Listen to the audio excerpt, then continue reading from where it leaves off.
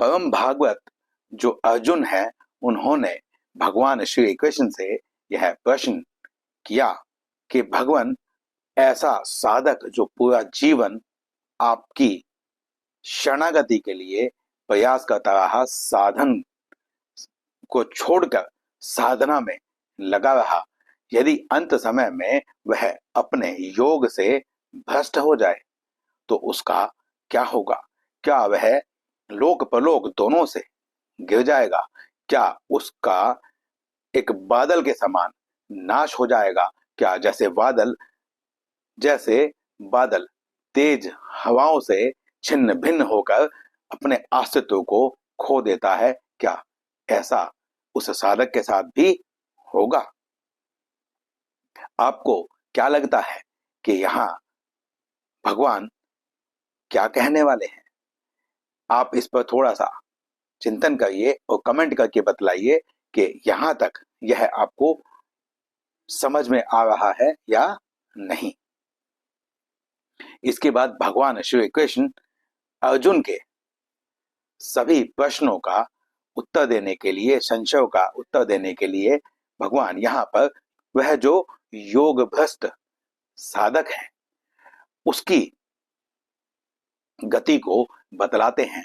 भगवान कहते हैं कि जो इस लोक में रहकर, जो कि माया से परिपूर्ण लोक है, इस लोक में रहकर यहाँ की माया से ऊपर उठने का प्रयत्न करता है, जो भगवान की शरणागति, मोक्ष और लोक कल्याण के कार्य करता है, अपना राग द्वेष सब कुछ छोड़कर लोक के कल्याण के कार्य में लगा रहता है, उसका नाश तो कभी हो ही नहीं सकता। अब यहाँ पर भगवान कहते हैं कि ना उसका लोक से और न ही परलोक से उसका नाश होगा, और वह, यदि आप कहें, आप उसे आत्मा माने, तो फिर आत्मा का छिन्न भिन्न होना तो असंभव ही है। तो इसीलिए भगवान यहाँ पर बतलाते हैं कि ऐसा साधक जो अंत समय में योग भ्रष्ट हो गया, तो अब योग भ्रष्ट होने के दो कारण हो सकते हैं। पहला कारण, यदि वह किसी भोग की वजह से अपने योग से भ्रष्ट हुआ है, तो भगवान कहते हैं कि उसका जो अगला जन्म होगा वह उस भोग की पूर्ति हो जाने के पश्चात ही होगा, क्योंकि सनातन धर्म का मूल विचारधारा यह है कि मनुष्य जन्म कृपा से मिलता है, और मनुष्य जन्म ही एक ऐसा जन्म है जिससे हम जन्म मरण के चक्कर से बाहर निकलने का प्रयास कर सकते हैं। तो यह एक मौका है। उस साधक का स्वर्ग गमन होगा, क्योंकि वहां पर सभी प्रकार के भोग होते हैं और उच्चतम श्रेणी के होते हैं। तो यहाँ पर जिस भोग को देखकर वह साधक विचलित हो गया था, उसे स्वर्ग में उतने ही काल तक रखा जाएगा जितने काल तक उसकी उस भोग से वृत्ति समाप्त ना हो जाए, उसकी रुचि जो है उस भोग से अरुचि में न बदल जाए, तब तक वह स्वर्ग में रहेगा। तत्पश्चात श्रीमंतों के पवित्र कुल में वह जन्म लेगा और वहां पर प्रयत्न फिर से प्रारंभ कर देगा। इस जन्म में जो उसका प्रयत्न होगा वह पहले से पिछले जन्म के मुकाबले अधिक तेज, अधिक परिपूर्ण और उस होगा, क्योंकि उसे ऐसा वातावरण दिया गया है जो उसने पिछले जन्मों के संस्कारों से प्राप्त किया है। इसके बाद साधक का अंत समय में योग भ्रष्ट हो जाना का जो दूसरा कारण हो सकता है, वह उस वैराग्यवान साधक का भी हो सकता है जो भोग तो नहीं चाहता है, परंतु किसी और जीव के चिंतन के वजह से उसका भगवान से संबंध नहीं हो पाता है। कोई ऐसा कार्य उसके मन में रह गया है, कोई ऐसी इच्छा उसके मन में रह गई है जो उसकी स्वयं के लिए तो नहीं है, परंतु किसी और जीव के लिए है, वो उसी की वजह से संसार से उसका संबंध बना रह गया है, तो वो योग भ्रष्ट हो सकता है। अब उस योग भ्रष्ट की गति क्या होगी, क्योंकि उसने तो स्वर्ग की, भोग की कोई इच्छा नहीं की है, तो अब वह कहाँ जाएगा? आपको क्या लगता है? आप यह कमेंट करके बतलाइए कि अब वह कहाँ जाएगा, क्योंकि पिछले वीडियोस में मैं ये बात कह चुका हूं। अब भगवान कहते हैं कि वह जो योग भ्रष्ट साधक हुआ है परंतु वो वैराग्यवान है, तो उसका जो जन्म है वह योगियों, तत्वदर्शियों के कुल में होगा। यह जो योगी वो तत्वदर्शी हैं, उनके कुल में जन्म किसका होता है? हमने एक उदाहरण भी आपको दिया था कि जो पराशर मुनि है उनको वेदव्यास जैसी संतान मिली। क्योंकि पराशर मुनि का जो समग्र जीवन था वह धर्मानुकूल था, परंतु वेदव्यास जी ने ऐसा क्या किया था कि उन्हें पराशर मुनि जैसे पिता मिले। तो यहाँ पर वेदव्यास जी जो थे वह पिछले जन्म में वैराग्यवान साधक थे। लोक कल्याण के किसी कार्य की वजह से, किसी जीव का भला करने की इच्छा की वजह से उनका अंत समय में योग भ्रष्ट हुआ, तो उन्हें योगियों के कुल में जन्म मिला।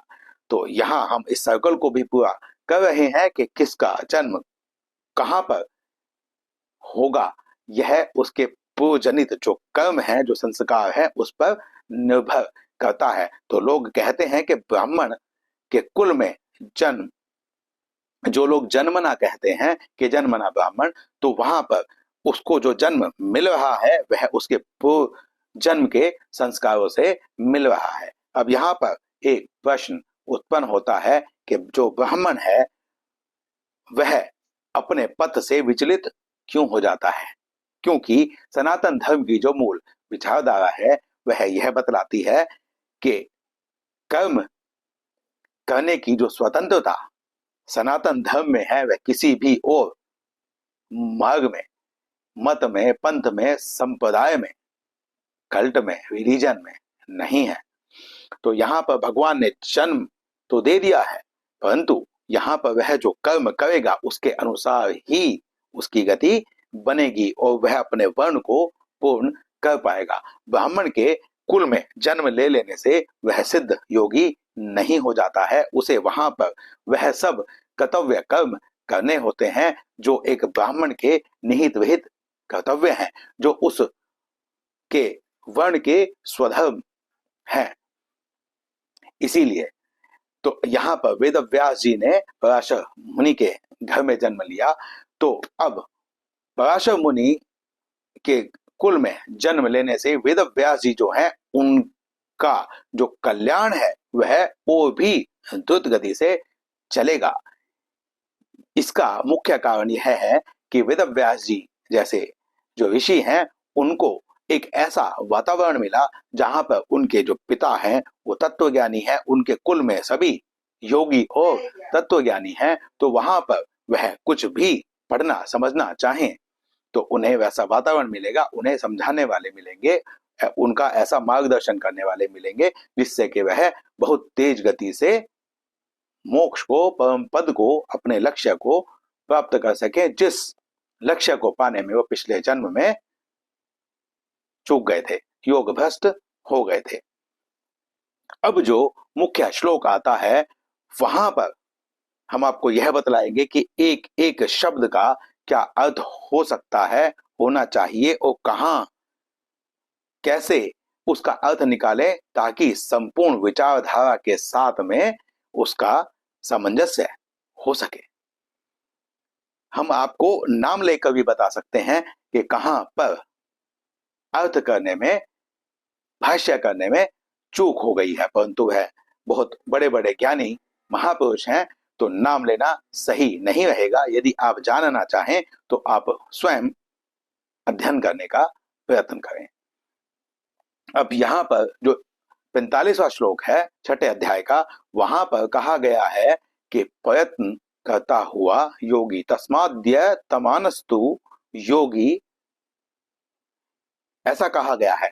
तो प्रयत्न करता हुआ योगी अपने सभी पापों को नष्ट कर देता है। अनेक जन्मों में जो उसने सिद्धि प्राप्त की है, सिद्धि से अर्थ यहाँ पर उस आध्यात्मिक प्रगति से है जो जितनी आध्यात्मिक प्रगति वह पिछले जन्म में कर चुका था। अब यहाँ पर जब वह फिर से आध्यात्मिक मार्ग पर चलेगा तो उसकी यात्रा जो है वो वहीं से प्रारंभ होगी जहां पर वो यात्रा छूट गई थी।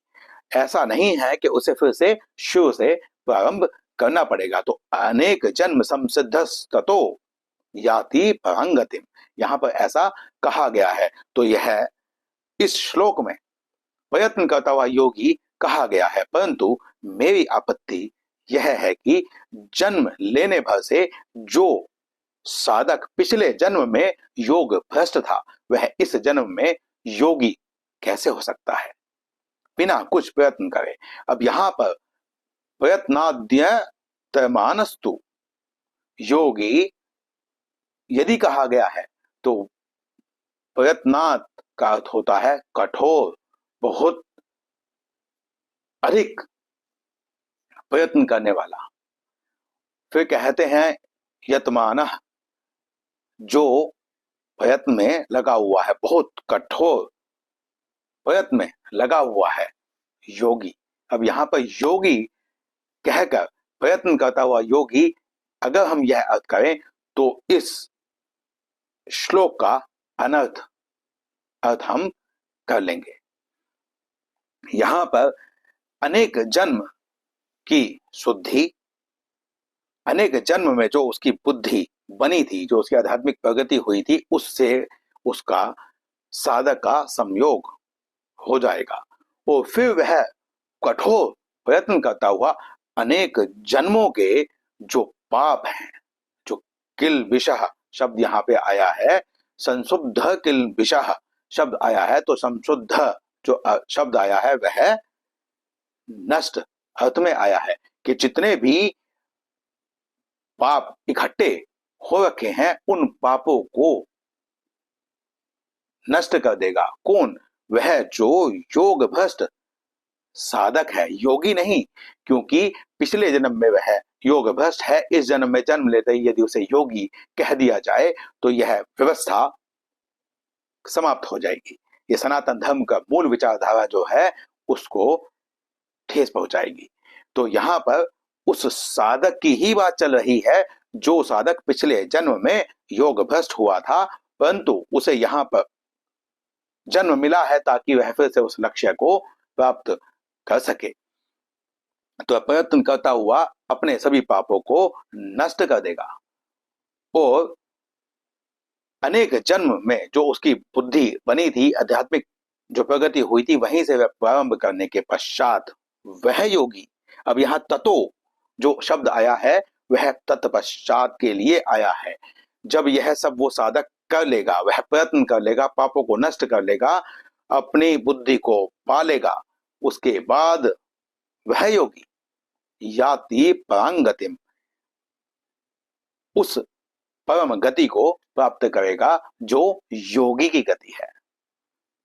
यहां तक हम 6:45 की बात कर रहे थे, पूरे प्रकरण से लेके 6:45 तक। अब जो 6:46 श्लोक आता है वह इस वक्तव्य को और मजबूती देता है। वह बताता है कि योगी की जो गति है वह परम से भी परम गति है, उसके बाद कोई और गति बचती नहीं है। तो यहाँ इस श्लोक में भगवान कहते हैं तपस्विभ्यो धिकः, तपस्विभ्यो धिको योगी ज्ञानिभ्योऽपि मतोऽधिकः कर्मिभ्यश्चाधिको योगी तस्माद् योगी भव अर्जुन। इस श्लोक में भगवान अर्जुन के उस प्रश्न का उत्तर दे रहे हैं, उस जिज्ञासा का उत्तर दे रहे हैं जो भगवान से अर्जुन ने कही थी कि मेरे लिए जो भी श्रेष्ठकर मार्ग हो, जो भी श्रेष्ठ हो आप मुझे वो कहिए। इस श्लोक से पहले भगवान श्री कृष्ण ने अर्जुन को कभी भी यह नहीं कहा कि तुम यह करो। भगवान ने अर्जुन को अभी तक उनके प्रश्नों के उत्तर देते आ रहे थे, उनके संशयों का निवारण करते आ रहे थे, परंतु पहली बार श्रीमद् भगवत गीता में अभी तक के प्रकरण में अर्जुन को भगवान ने कहा कि तू योगी हो जा। अब योगी हो जा क्यों कहा, और योगी जो है उसकी गति परम क्यों है, और पिछले श्लोक में जो योगी कहा है वह तत्पश्चात क्यों कहा है। यदि हम इसकी बात करें तो यहां पर भगवान कहते हैं तपस्विभ्यो धिको योगी। भगवान कहते हैं कि जो तपस्वी हैं, जो तप करते हैं, जो अपने शरीर को ताप देकर लोक कल्याण का और इस प्रकार का कार्य करते हैं, उनसे श्रेष्ठ है योगी। फिर कहते हैं ज्ञानिभ्यो पी धिको मतः, कि जो ज्ञानी है उस ज्ञानी व्यक्तियों से भी, साधकों से भी योगी श्रेष्ठ होता है, क्योंकि जो ज्ञानी होता है वह शास्त्रों का अध्ययन करता है, शास्त्रों के मतों को, अर्थों को जानने का प्रयत्न करता है या उसे जानता है। फिर इसके बाद भगवान कहते हैं कर्मेभ्यो चाधिको योगी। जो कर्म करने वाले, यहां पर हम कर्म कांड वाले भी कह सकते हैं, जो सकाम भावना से धर्म का आचरण करते हैं, वह किसी फल को, किसी सिद्धि को पाने के लिए यज्ञ हवन इत्यादि करते हैं, उनसे भी योगी श्रेष्ठ है।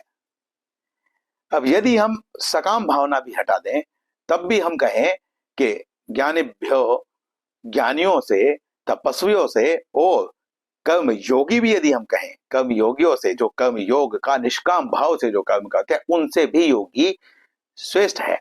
तो यह हम कैसे सिद्ध करेंगे। यहां पर इभ्य शब्द जो आया है उसका अर्थ होता है स्वामी। योगी की जो स्थिति है वह स्वामी की स्थिति है।